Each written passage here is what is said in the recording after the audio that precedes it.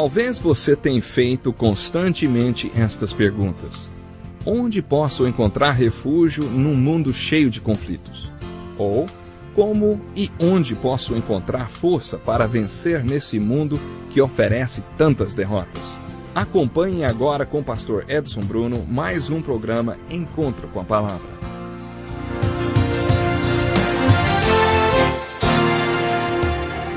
Olá a todos vocês, sejam bem-vindos ao nosso Encontro com a Palavra de hoje.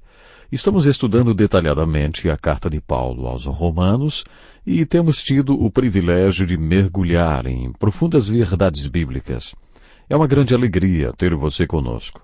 Para recapitular o que vimos nos últimos programas, eu gostaria de ler a partir do versículo 14 até o final do capítulo 1 da carta de Paulo aos Romanos. Você que tem acompanhado esse estudo conosco já sabe que esse texto trata das acusações de Deus contra o homem, de atos que a humanidade cometia e ainda comete. Também encontramos nesse texto algumas decisões que Deus tomou em relação ao homem, válidas para aqueles tempos e também para os dias de hoje. Além disso, também vimos quais foram as consequências que Deus permitiu que sobrevivessem sobre a família humana, consequências essas que o homem arca até hoje. O que temos nesse texto é a explicação de Deus sobre o que era e ainda é a humanidade.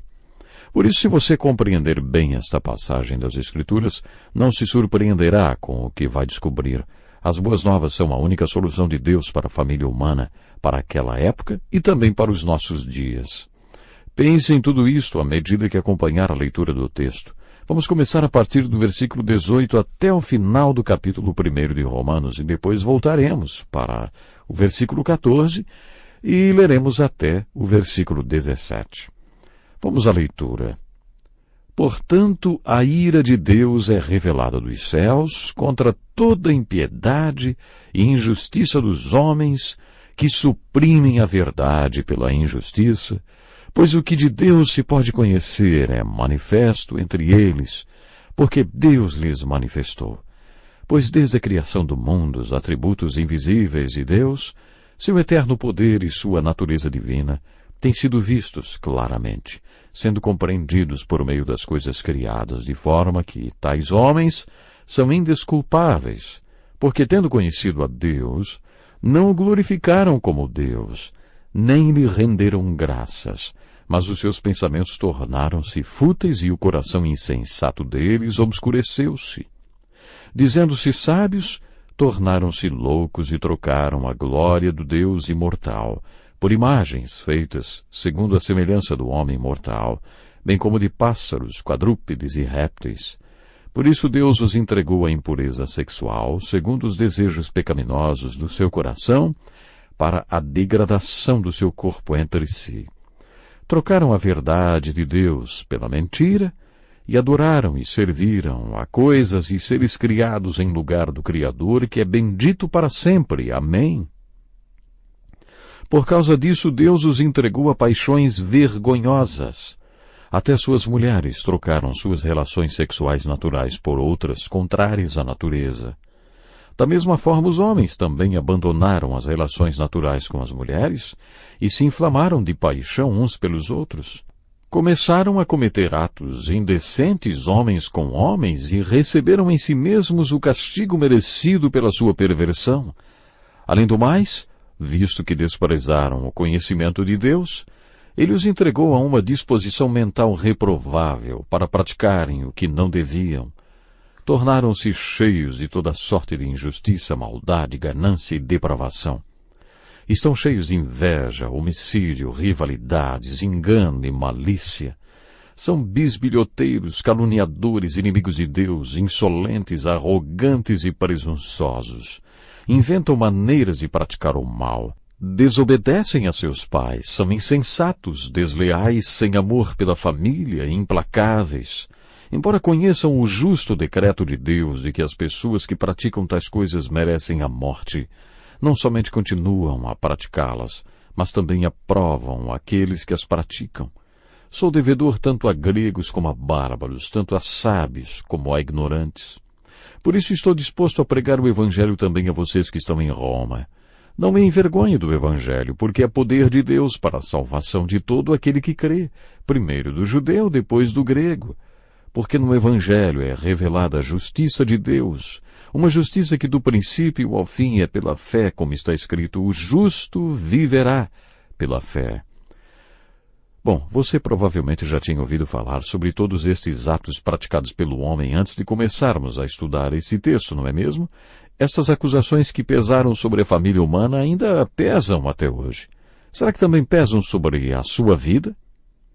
Para responder e deixar esse texto mais pessoal, vamos trocar todos os pronomes pessoais e relativos que estão no plural e colocá-los na primeira pessoa do singular. Ao invés de dizermos eles, vamos dizer eu. Transfira este texto para a sua vida. Como dissemos no último programa, Deus não tinha de dar nenhuma explicação para nós quando escreveu Gênesis capítulo 3, que fala da queda do homem, nem este capítulo de Romanos. Mas ele queria que soubéssemos como tudo tinha acontecido para entendermos como a família humana é hoje. Tenho certeza que você vai concordar que a realidade descrita neste capítulo não se refere apenas ao que era, mas ao que ainda é e acontece na humanidade. Por isso este livro está dirigido também a mim e a você. O segundo capítulo começa com duas objeções do homem às acusações que Deus fez. A primeira foi: quem?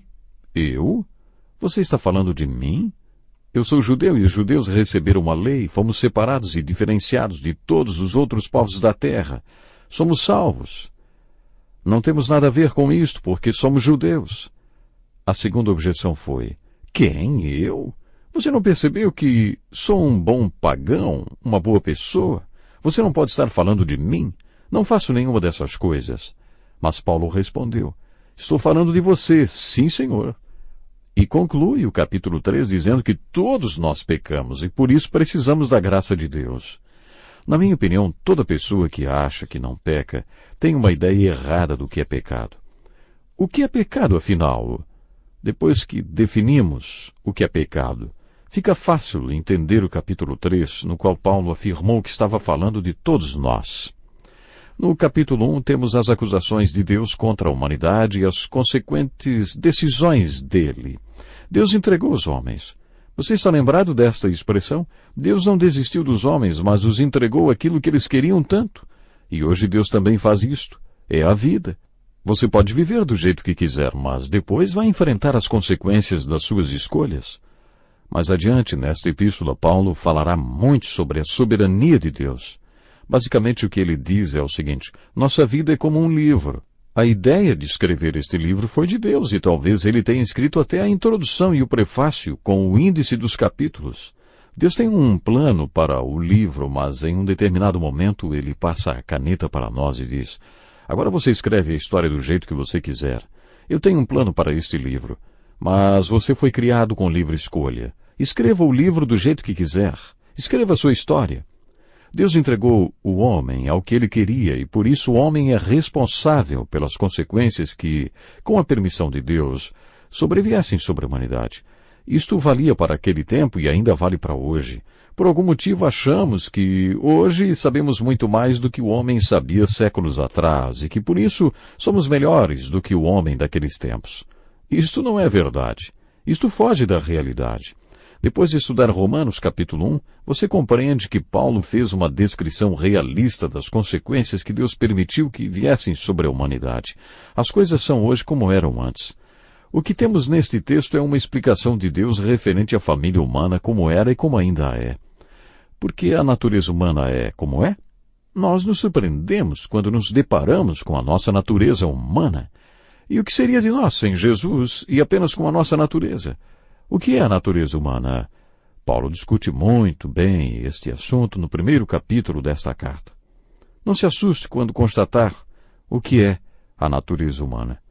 Eu não me conformo quando as pessoas dizem que o ser humano é essencialmente bom, que basta apenas que seja estimulado. Com base nas Escrituras e na minha própria vivência, discordo totalmente. Agora, pela última vez, gostaria de rever as 25 acusações de Deus contra a humanidade. A primeira é a impiedade, ou seja, a desobediência aos mandamentos contidos na primeira tábua dos 10 mandamentos. A segunda é a injustiça, ou seja, a desobediência aos mandamentos da segunda tábua dos 10 mandamentos. A primeira tábua continha os mandamentos referentes ao nosso relacionamento com Deus. Estes mandamentos foram quebrados, e isto é chamado de impiedade. A segunda tábua continha os mandamentos referentes ao nosso relacionamento com o próximo, que também foram quebrados de acordo com Deus, e isto é chamado de injustiça. A próxima acusação é que o homem, apesar de conhecer a justiça, suprime-a pela injustiça. Ele sabe que a verdade causará desconforto ao seu estilo de vida injusto, por isso ele a retém. Esta é uma das acusações de Deus contra o homem. O que pode ser conhecido a respeito de Deus é conhecido, porque Deus revela aos homens. Os homens têm uma consciência interior e também há revelação na natureza exterior. Deus não afirma que se possa conhecer o Evangelho através da revelação natural, mas diz que a natureza revela duas coisas a respeito de Deus, sua divindade e seu poder eterno. Por isso Deus diz que os homens são indesculpáveis. Através da natureza eles podem saber o suficiente e por isso são indesculpáveis. Pecado é saber o que deve ser feito e acabar suprimindo a verdade por causa do seu estilo de vida contrário a ela. Mas se você anda na luz da verdade que conhece, a situação é outra. Os homens sempre têm uma religião, têm algumas ideias sobre o que é certo e o que é errado, têm consciência e o conjunto de regras, mas nunca vivem de acordo com elas. Por isso Deus afirma que eles não têm desculpa. Deus afirma que quando eles têm um encontro com Deus, não dão a Deus o lugar de direito em suas vidas, não o glorificam como Deus e se tornam ingratos. Tornam-se fúteis em seus próprios pensamentos e insensatos em seus corações, ou no centro de suas próprias vontades, tornam-se obscurecidos. Eles alegam serem sábios, mas na verdade são loucos. A definição bíblica para louco é aquele que declara que Deus não existe e que nega a existência de Deus. Uma das acusações de Deus que demonstra essa loucura é a idolatria. A idolatria sempre esteve presente em toda a história da civilização e ainda está presente hoje em algumas culturas. Nós também temos nossos próprios ídolos. Quando adoramos a Deus, estamos declarando que Ele é digno de tudo que é nosso. Tempo, energia, dinheiro, afeição, tudo. Deus é merecedor de tudo isto. Só Deus é, ninguém mais. Mas quando dedicamos tudo isto a alguma coisa ou a alguém, nos tornamos tão culpados de idolatria como aqueles que literalmente adoram ídolos. Deus entrega estes idólatras. Bom, nós temos que ficar por aqui, mas no próximo programa vamos continuar com este precioso estudo da carta de Paulo aos Romanos. Viva de bem com Deus, viva de bem com a vida. Deus lhe abençoe. Até o próximo programa. Que lição importantíssima. Obrigado, Pastor Edson Bruno. Prezado ouvinte, coloque em prática o que você ouviu aqui. Sem dúvida, sua vida será grandemente abençoada. Este é um estudo escrito pelo Dr. Dick Woodward, na voz do Pastor Edson Bruno. Escreva-nos e solicite o material. Nosso endereço é Encontro com a Palavra, Caixa Postal 2011, CEP 89201-970, Joinville, Santa Catarina. Até o nosso próximo Encontro com a Palavra.